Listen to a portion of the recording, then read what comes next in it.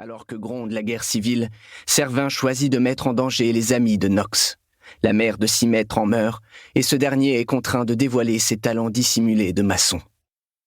La bataille qui s'ensuit voit la destruction par le feu de l'olivier mythique, incendié par Daphné, la propre sœur de Knox.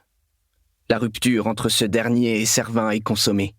Knox se promet de ne plus jamais retourner dans la maison de la Caouane. Contraint de regagner son épicerie sur le port, il s'efforce de réparer ce qui peut l'être auprès de ses amis, tout en tentant de démêler les mystères du Nihilo et des terrifiantes créatures qui l'habitent. Prologue. C'est par une froide matinée du début de l'hiver que les voiles du Sadal Sud pointèrent par-delà l'horizon. Elles étaient rouges et blanches, frappées du croissant étoilé. Le vent de sud-est les poussait droit vers la cité.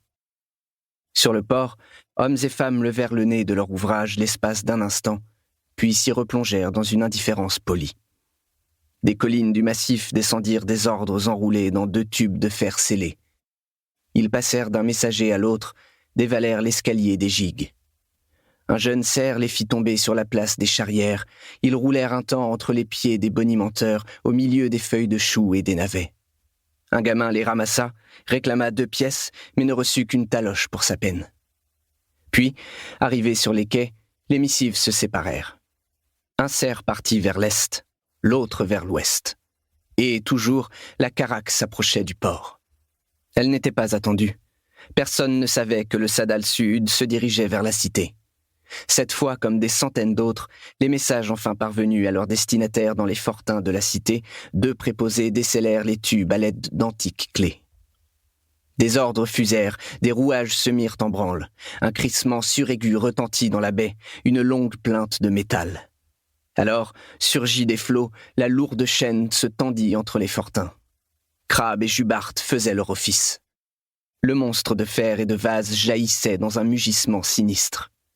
Des maillons épais comme le corps d'un cheval, élevés par une machinerie titanesque fichée à son bloc de granit. L'ingénierie de toute une cité, au service exclusif de sa protection.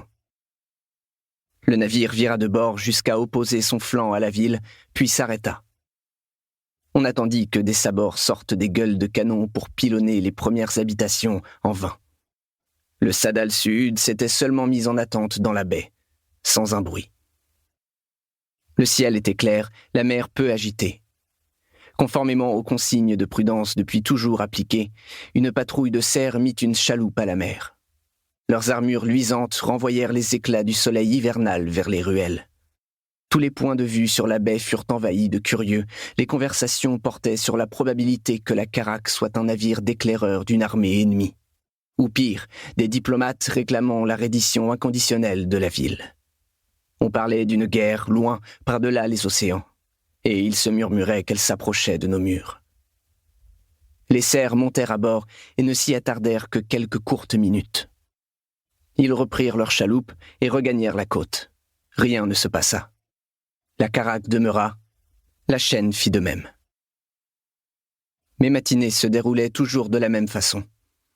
Je commençais par entr'ouvrir de l'intérieur les volets en bois de l'échoppe pour vérifier que les escarmouches n'avaient pas atteint les quais. Parfois, une fumée lourde descendait vers la mer, ou la poussière d'un bâtiment effondré. Les partisans du port et ceux du massif se livraient la nuit à des actions de destruction, souvent ponctuées de brefs épisodes de violence. Jusque-là, j'étais parvenu à les empêcher de s'en prendre à Saint-Vivant, qui jouissait encore du prestige de Sten, pourtant en fuite dans son autre boutique au cœur du quartier de la Tarente, au nord de la cité. Puis j'ouvrais les portes, accueillais les 2 gamins encore assez imprudents pour jouer les coursiers dans une ville au bord de la guerre civile et distribuais les tâches. Après quoi, si de la cité descendait une musique calme et attentive, je m'autorisais à sortir quelques tables sur lesquelles je disposais fruits de mer et pâtisseries pour attirer le chaland. Enfin, je me mettais face à la mer et saluais le navire au loin. Il demeurait silencieux, mais sa forme se découpait à la limite entre ciel et mer. Sa ligne de flottaison, particulièrement haute, renforçait l'impression que la caraque était chargée jusqu'à la gueule. De sa cargaison, nous ne savions rien, hormis qu'on ne l'avait pas autorisé à la débarquer.